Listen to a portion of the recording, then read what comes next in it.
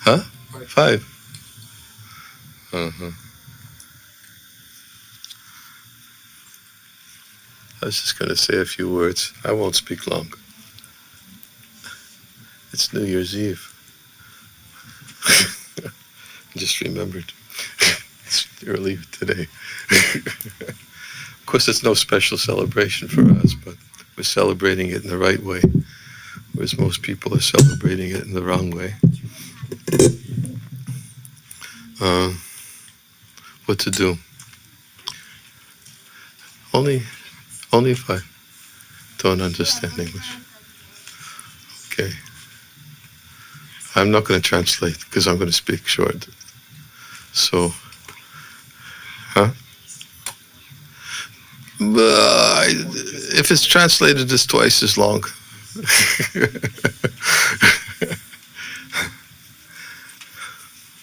Maybe I won't say anything. I'll just have Kirtan. It's the best language. Everybody understands it. Huh? Huh?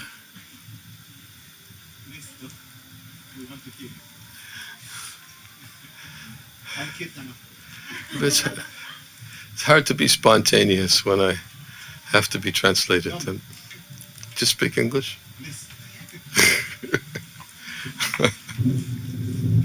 Okay.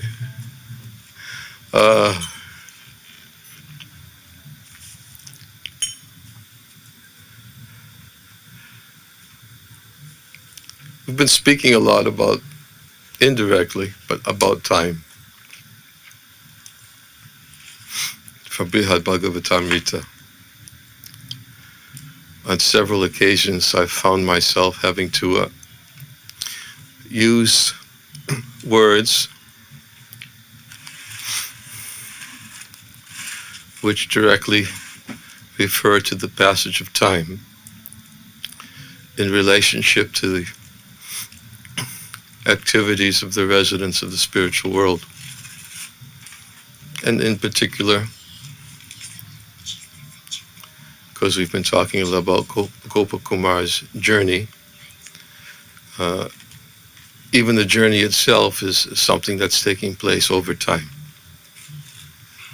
Ever since he arrived in Vaikuntha and had his experiences of Vaikuntha, then we talked about his journey to Ayodhya and how the Lord was asking him to rest because it must have taken him a long time.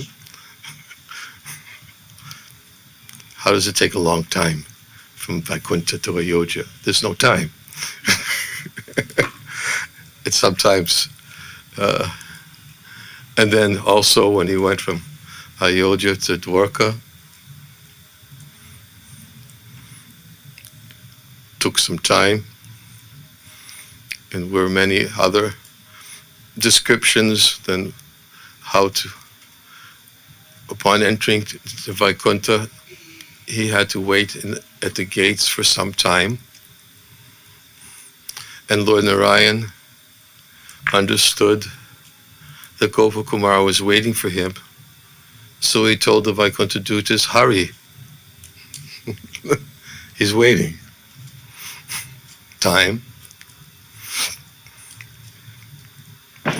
And I've found myself time and again repeating that whenever we refer to descriptions of time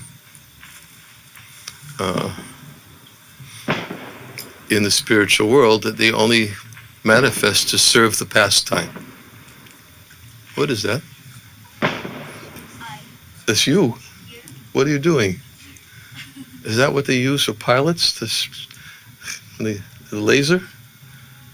Sometimes people shoot that in pilots' eyes so they go blind, so that they hope the planes will crash. It's the same thing? Is that the same thing? No, okay. And you're not using it for that, are you?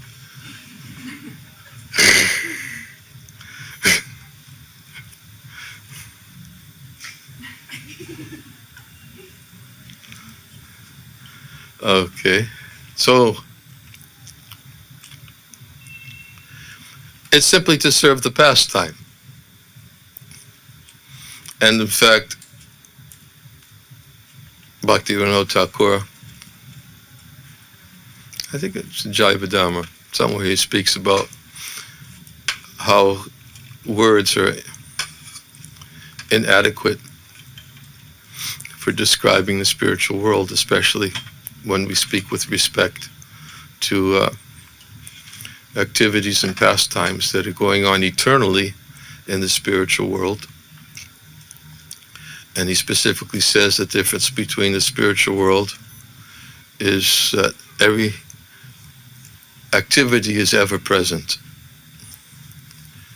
But in the material world, there are three phases of time: past, present, and future. I'm not disturbed, it's okay. I'm used to it now. You don't have to stop him.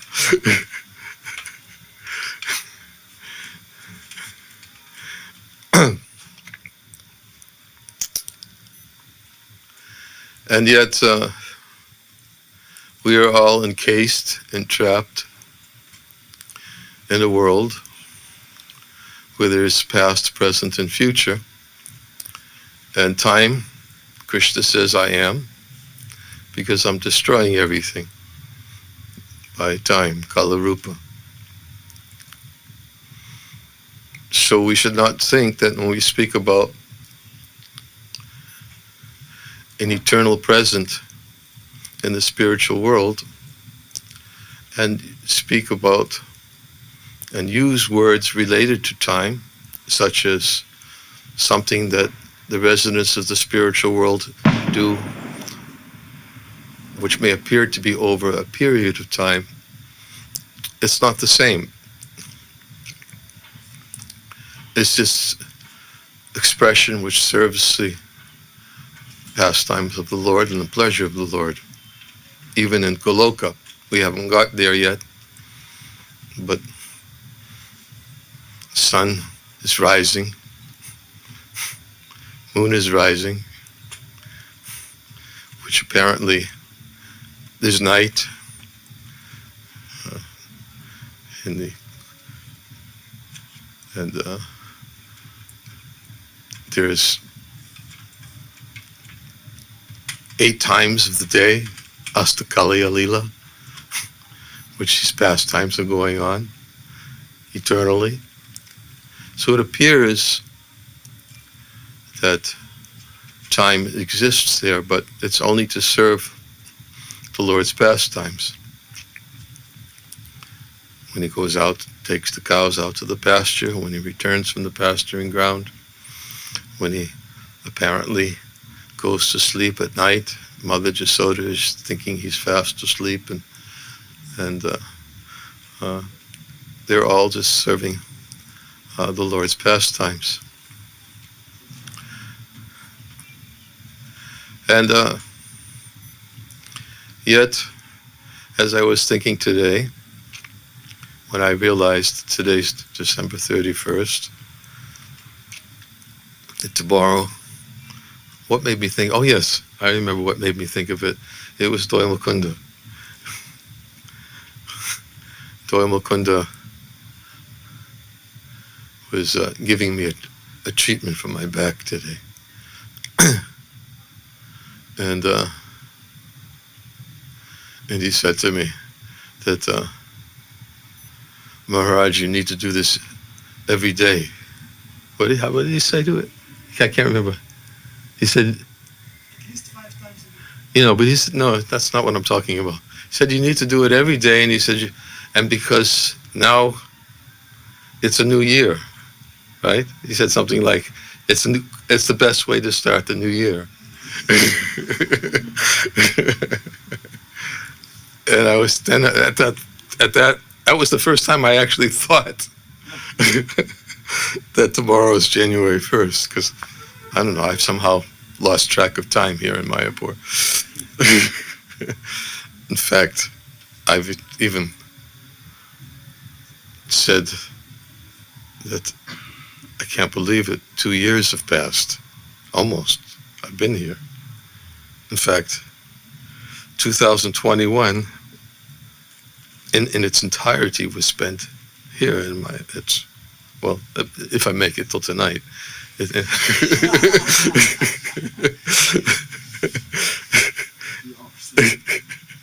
I've got time. I still have 4 hours left, and time and tide waits for no man.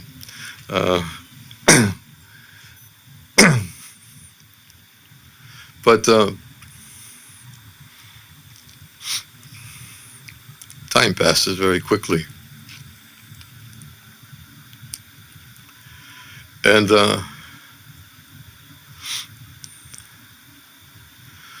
so, yes, many people will be celebrating tonight, New Year's Eve, although I think around the world, many people are thinking about how to be careful. I think they're canceling a lot of New Year celebrations in some places around the world. But normally, under normal circumstances, people are celebrating that they're closer to death.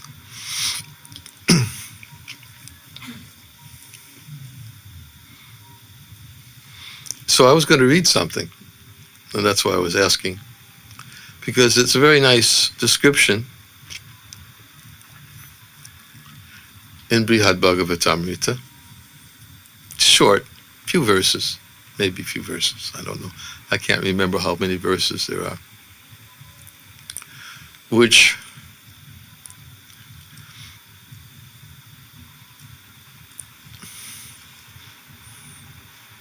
gives a little description of how time affects the residents of Goloka,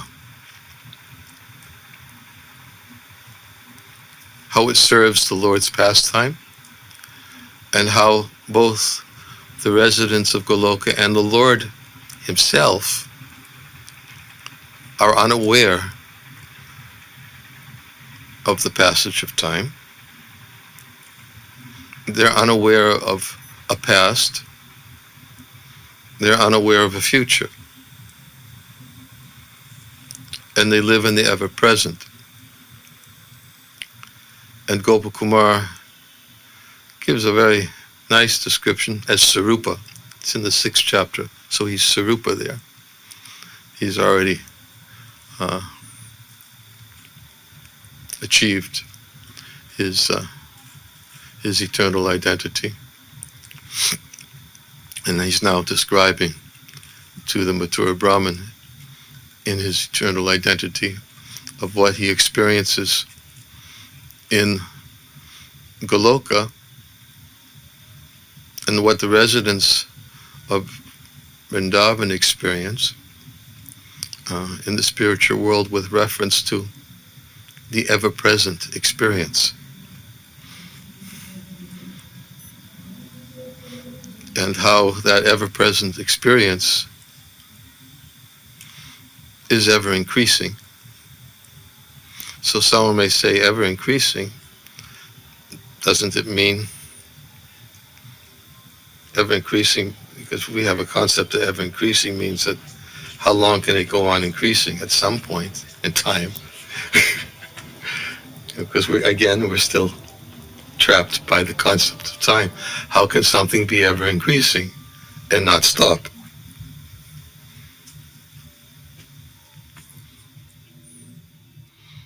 Or how can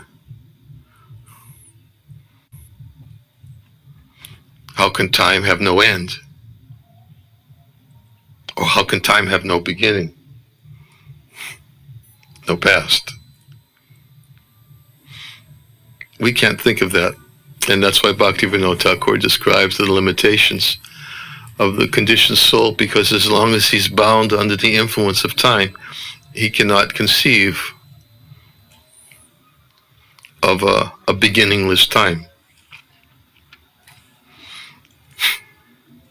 Try to conceive of it. Even with your mind, try to go back.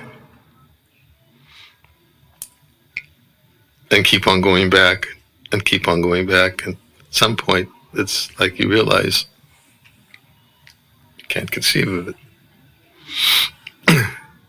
So Sarupa is describing what he's experiencing and what the residents of Vrindavan are experiencing.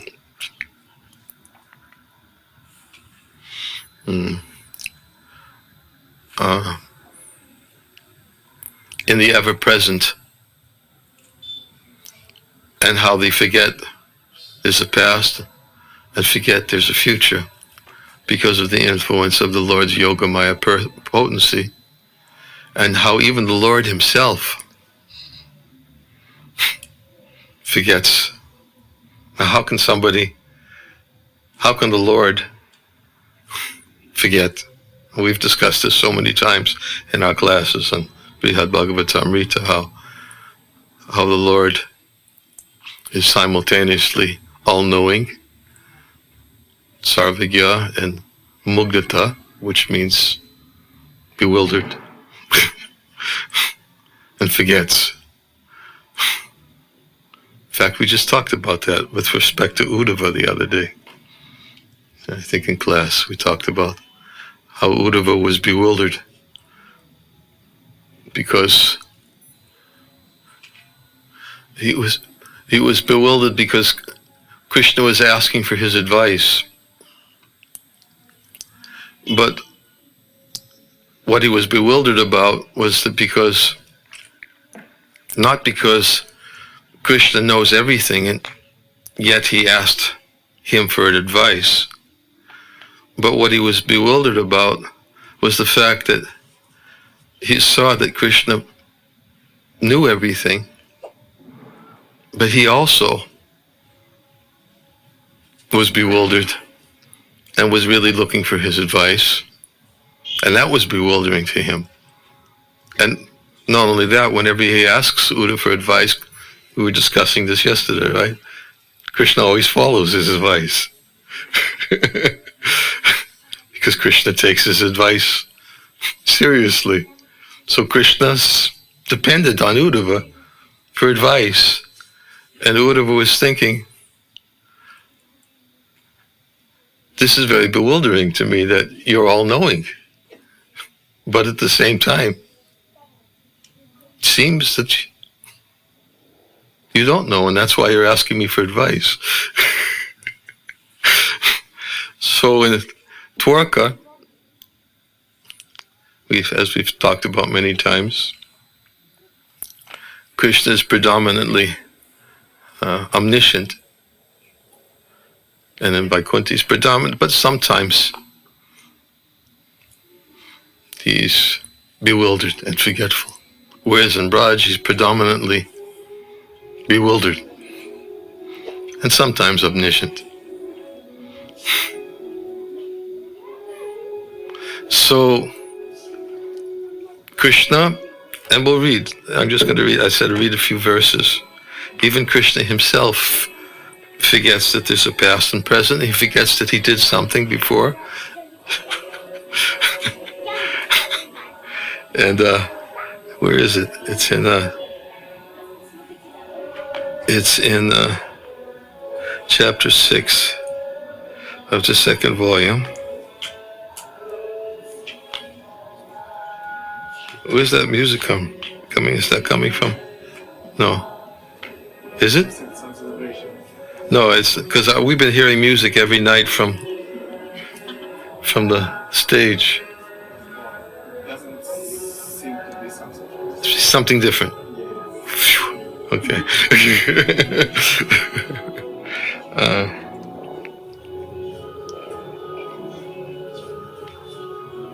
Oh yes, okay, here, this is it, Sarup.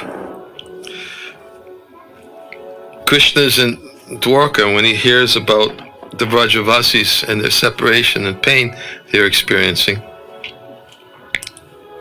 Then, because he's controlled by the love of his dearest devotees, he soon went back to Vraj. This is Sarupa's describing this now. Goes back to Vraj. Impelled by compassion for the residents of Vraj, Krishna, that crest jewel of artful heroes, quickly gave them back their lives. Quickly gave them back their lives. How's fast as quickly? Don't ask me. But it was quick.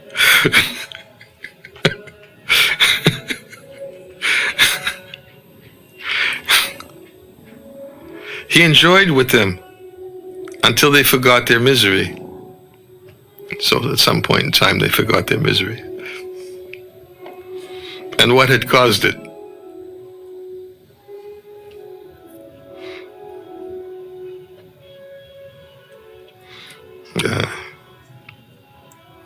And if any Vrajavasis ever remembered that suffering,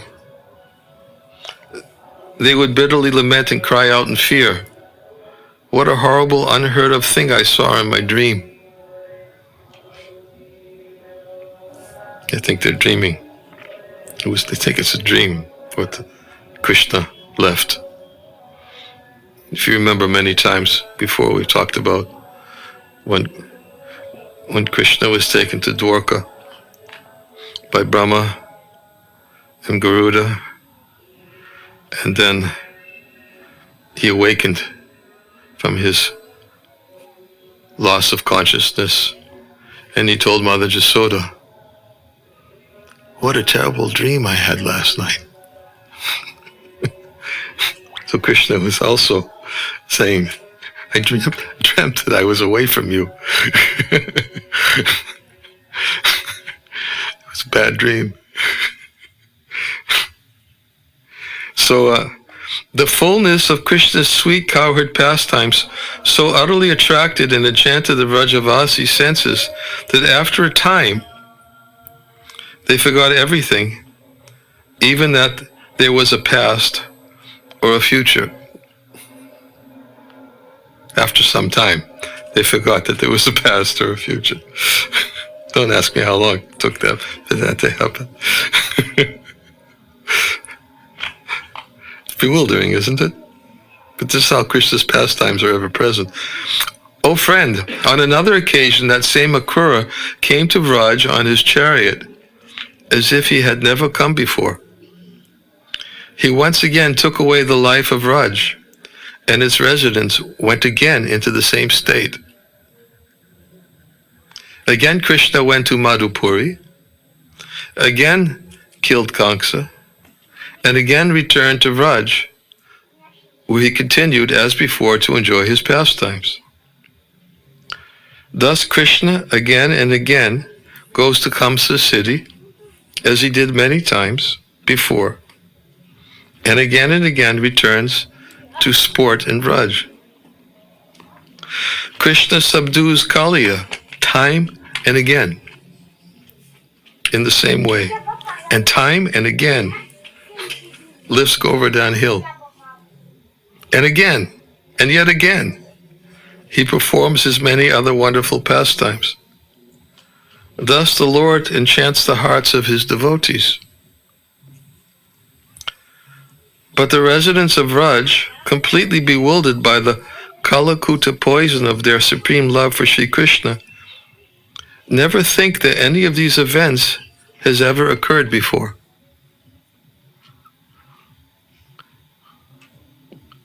Thus, the powerful force of their obsessive love ever increasingly grows, both in union and in separation.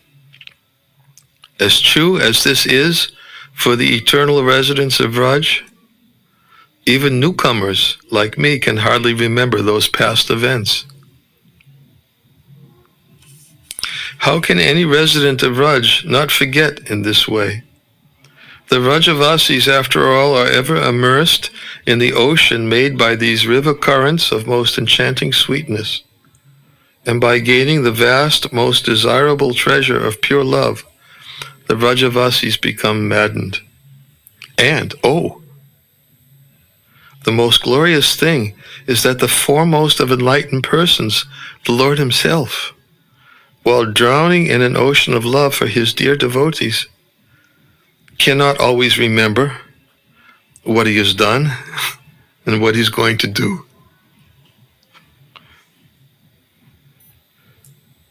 pastimes of the Lord are ever existing and purely spiritual, formed by eternity, knowledge, and bliss.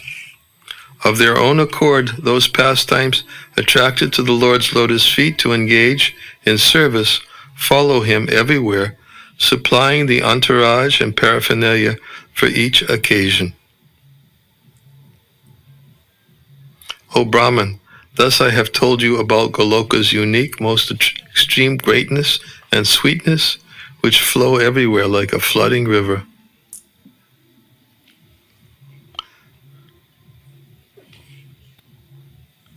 Oh, there's more. It's basically what's going to happen now. We're all going to get to this eventually, but what's going to happen now is Mathura Brahman's going to ask,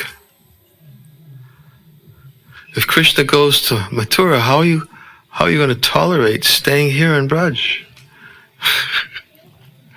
How can you tolerate it? Krishna goes to Mathura, and you're going to stay here in Braj. You're going to miss him again. And everywhere, we've always heard about your feeling this separation from him. And Sarupa's going to tell him, he said, we can't leave. We can't leave Braj. We can't leave this place. Why can't they leave this place? Because the experience they have, the ever-present experience they have of being in his presence, the ecstasy only further increases by the sorrow of his absence. And then he comes, and then it increases by his presence, and then it decreases again by the sorrow of his absence. And this goes on eternally. And as we spoke about also in class, we spoke about the sorrow of the spiritual world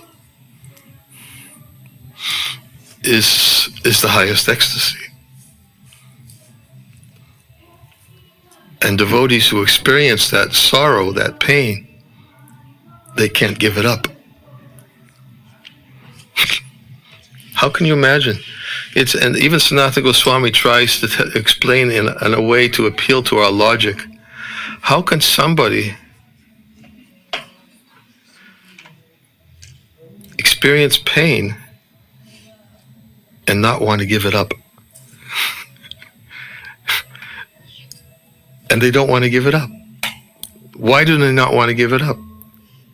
Because it's even more pleasurable. And he said, rational, he explains, it tries in a logical way. Can you possibly understand? The only way you can understand is somebody doesn't want to give up the pain. And they're always eager for it. Why? Because it's even higher pleasure than being in the presence. Inconceivable. Our experience of pain in this world, put your hand in the fire, you want to give it up, don't you? Right? Immediately you want to pull your hand out. You want to give it up. Why? Because you can't tolerate it. So in the same way, it appears to be like intolerable pain, that separation for the residents of Braj. But at the same time, they can't give it up. So Gopakumar or Sarupa is going to explain to Mathura Brahman, he's going to ask, why don't you go? Why are you staying here? I can't leave. I can't leave. He's always in Braj. Can't leave Braj. None of the residents of Braj can leave Braj. They don't leave Braj. Because Krishna never leaves Braj, because he's always with them. Even when he's in Mathura, he's with them. Never takes a step out of Vrindavan. Such are the nature of the ever-present eternal pastimes. which to our mundane perspective, we may think, how can he do it again and again and again and again and again and again? How does Krishna, lift over here, downhill? Krishna goes to Mathura again and again, chastises the Kaliya serpent again and again, and each time they're not aware that there's a past or a future.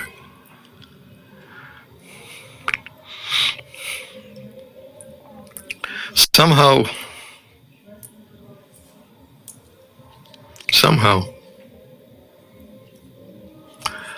Aya Harati Vaipam Sam Udyanasta Chedariso. What's that verse in the second canto of the Srimad Bhagavatam? Both by rising and setting, the sun decreases the duration of life for everyone, except for one who utilizes the time for discussing the pastimes of the Supreme Lord. This is the best use of our time in anticipation of 3 hours and 40 minutes from now, where everybody will be saying, it's January 1st. Wow, it's January 1st. It's time to make a New Year's resolution. What am I going to do this year? I didn't do last year. It's the right time to do it. Yeah, it's the right time. Make a New Year's resolution. Let's make a New Year's resolution to use the time more for hearing a chant about Krishna. That's the best resolution. Best resolution to make, to use the time wisely and not waste it. Not waste it. Anyways, I thought I should talk a little bit about time. And how we can somehow become free from its influence. Because that's the difference between time in the spiritual world and time in this world. In this world is always influence. Everything's influenced by time. And that's why Prabhupada will always emphasize the point, even one moment cannot be purchased back for millions and millions and millions of dollars. It's gone. Prabhupada was just giving class just a few days ago. He was talking this thing that commonly speaks about. It was a heavy class, boy. For somebody who's attached, don't listen to this class. Prabhupada was really dishing out the sauce. Especially about family life. But he was talking about everybody's soul. When a child is born, they're so happy upon seeing the child and how the child is growing up. And Prabhupada saying, they're so happy about my child is 2 days old, 4 days old. And Prabhupada said, no, child is 2 days dead. 4 days dead. Everybody's becoming so. And therefore, Prabhupada emphasized, you can't buy back anything. Time is killing, destroying everything, this world. And same class Prabhupada was talking about, they refuse to surrender to Krishna. He says, time is passing, they're killing every one of them by each day. He said, they won't surrender. But then he said, but yes, they have to surrender at the time of death. They will surrender.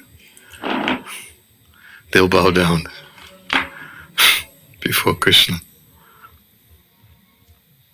But Bhagavatam says, Ayu hariti vai pungsam udyan yasta shayad aso. I always forget this verse. Both by rising and setting, the sun decreases the duration of time for everyone, except for one who utilizes the time for discussing the pastimes of the all-good Supreme Personality of Godhead. deathless narrations. Best use for our time. Because, as Prabhupada would always say, we don't know how much time we have. We don't know. That's why I said that if I make it till tonight, then I'll be here. I will have been here for 1 full year. Who knows? Who knows? Prabhupada said we should utilize every moment as if it's our last. Quoting Janika Pandit.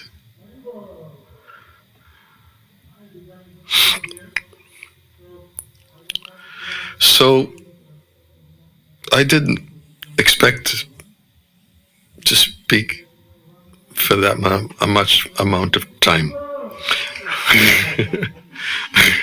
I was just going to read a few verses from Brihad Bhagavatamrita. I humbly, I really apologize to devotees who don't understand English. Please forgive me. I don't ordinarily do this. I just didn't want to be, somehow I didn't want to be, After some time? Huh? After some time? It will be on YouTube. Oh, a translation. It will be. Okay. If anybody wants to know what I said tonight, after some time,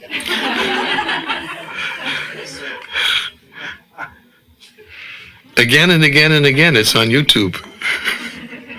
Problem is, I always say the same thing. It gets dry. But after some time, it'll be on YouTube in Russian. Yeah, I guess so. And but I do apologize because somehow I've discovered, and I've mentioned this many times in the past 1.5 years, 2 years, I've discovered that there's a difference between speaking continuously and having to stop after every sentence. And although I was used to it for over 30 years, I got used to it because I spent most of my time doing that. But now, having done that for almost 2 years, sometimes I feel like I'm in a straitjacket.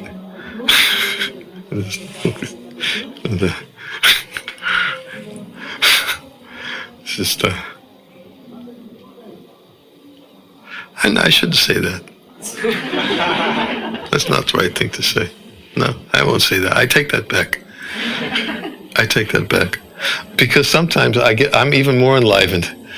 I'm even more enlivened giving classes sentence by sentence than I am speaking straight. I have to confess. I mean, yeah. Because sometimes when I have to speak sentence by sentence, I can think in between sentences.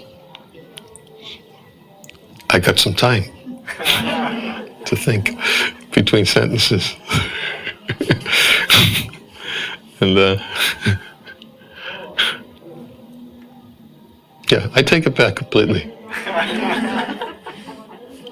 100%. I've noticed that there are times when I'm really enlivened. As long as the translator's good. And I don't have to repeat myself. And I don't have to be in anxiety to listen to their Russian to make sure they're saying the right words.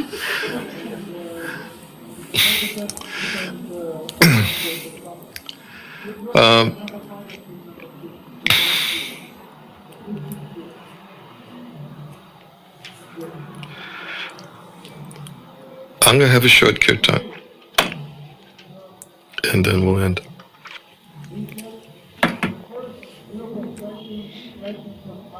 Happy New Year.